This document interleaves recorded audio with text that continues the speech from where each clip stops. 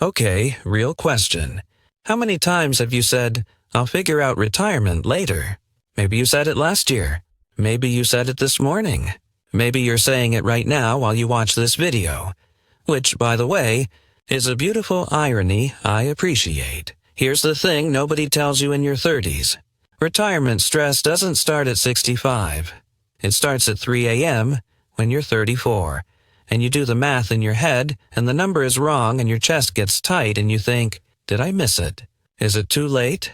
That, right there, that's what I'm calling a retirement heart attack. Not a medical event, a financial panic spiral, and it's completely preventable. Today, I want to show you how to keep your money calm, so your nervous system can be calm too. Let's get into it. Why your generation is uniquely stressed about retirement. If you're between 28 and 42 right now, you've been through some stuff financially. Think about it. You graduated into, or just before, the 2008 crash.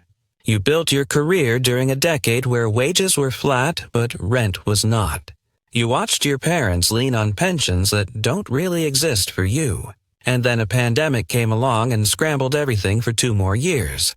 So when someone posts a "You need $2 million to retire comfortably" article, and you look at your balance and feel sick, that reaction isn't weakness.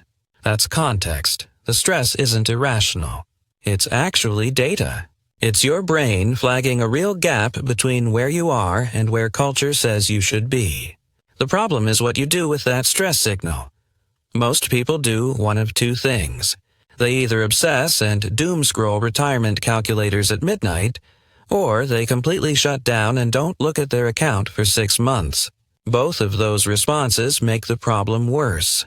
The third option, the calm option, is what we're building today. The enough number versus the perfect number. Here is the root cause of most retirement anxiety in your demographic. You've been sold the idea that there is one correct number, and until you hit it, you are failing. $2 million. 4% withdrawal rate. Retire at 62. The formula gets passed around like it's scripture, but here's what financial planners will actually tell you when you're sitting across from them. The number depends entirely on your life, your location, your health, whether you want to travel or garden, whether you'll work part-time at 70 because you love it or because you have to, whether your kid's college is in the picture. The perfect number is a moving target designed to make you anxious and click on ads. The enough number is different. The enough number is the minimum you need to cover your actual expected expenses with a real buffer, so that you are not dependent on someone else at 75. And here's what's wild about the enough number. For most people in their 30s and early 40s, hitting it is genuinely achievable. If you start making calm, consistent decisions now instead of panicked, reactive ones later. So let's talk about what calm decisions actually look like in practice. 5. Calm money moves.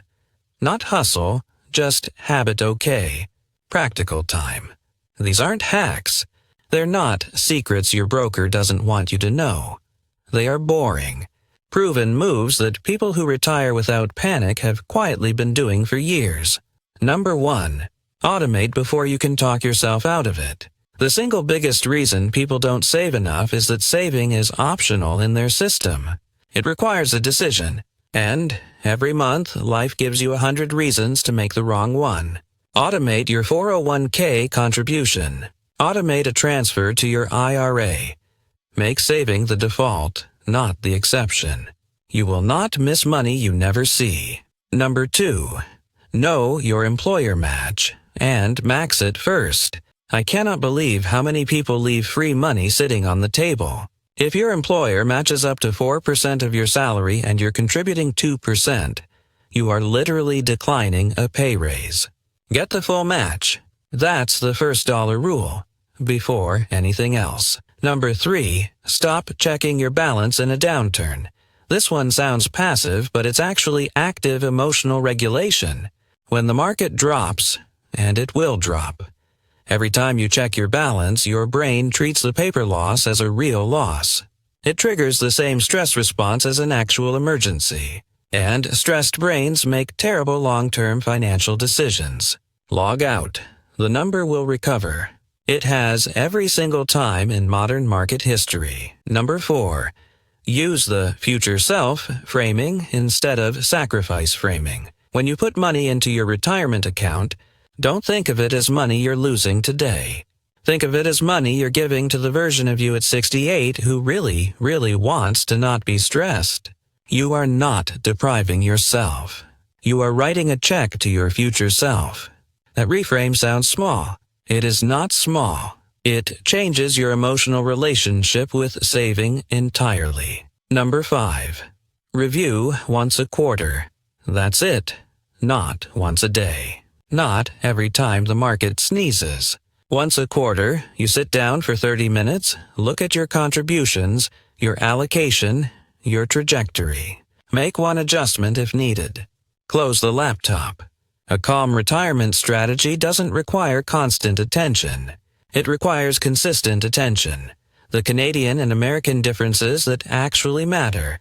I want to take a second for our Canadian viewers specifically, because the retirement math is different north of the border. And I don't want to gloss over that. In Canada, you've got the CPP, the Canada Pension Plan, plus OAS, Old Age Security. Those are real income floors you can count on. The RRSP and TFSA are your power tools. The TFSA especially is underused. The flexibility of tax-free growth with no mandatory withdrawal rules is genuinely one of the best savings vehicles in the world. If you're Canadian and you're not maxing your TFSA contribution room, that's your move right now. In the U.S., you're working with Social Security, which, yes, will still exist. Just potentially at a reduced level by the time some of you hit 67. Plus your forcément, Roth IRA or traditional IRA. The Roth IRA in particular, if you're in a lower tax bracket now than you expect to be later, is worth prioritizing. The underlying principle is the same on both sides. Government systems give you a floor. Your personal savings give you the ceiling. You need both layers, and you need to build the personal layer consistently for decades. Neither the Canadian nor American system will hand you a comfortable retirement automatically.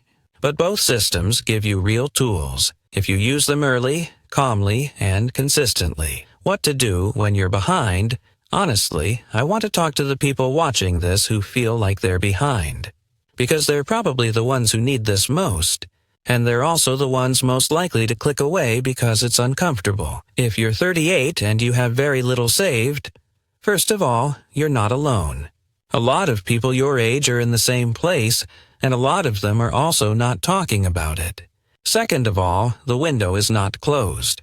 The decade between your late 30s and late 40s is genuinely high-earning potential time for a lot of people. And those dollars, invested aggressively and consistently, compound in ways that can close gaps faster than you think. What doesn't help? Shame spiraling. Ignoring the problem because looking at it hurts. Taking on extra financial risk trying to catch up quickly, which usually means losing ground. What does help? Getting a real number on paper. Not the scary internet number. Your number. Sit down with a fee-only financial advisor. That means they charge you a flat rate, they don't earn commission on what they sell you, and get a real picture of where you are and what trajectory gets you to enough. That one conversation will do more for your retirement heart rate than 10 years of doom scrolling. You're not too late. But every year you wait to look at it, you give yourself less runway to fix it calmly. Calm is the strategy. Here's the thing I want you to take away from today. Retirement planning is not a crisis you manage at the end. It's a temperature you keep low over a long time. The goal isn't to have some dramatic financial breakthrough moment. The goal is to make the right boring decision so many times that by the time you're 60, the math just works. Keep your money calm. That means automating the habit, stepping back from the noise, knowing your actual number instead of the internet's number, using the tools your government actually gives you, whether that's a TFSA or a Roth IRA, and checking in steadily, not frantically. You don't need to be wealthy to retire without panic. You need to be consistent. Calm is not a personality trait. It's a system. And you can build it starting right now. If this was useful, subscribe. I put out videos like this every week. Drop a comment if there's a specific money topic you want me to dig into next. And share this with someone in your life who needs to hear that they're not too late. Because they're probably not. I'll see you in the next one.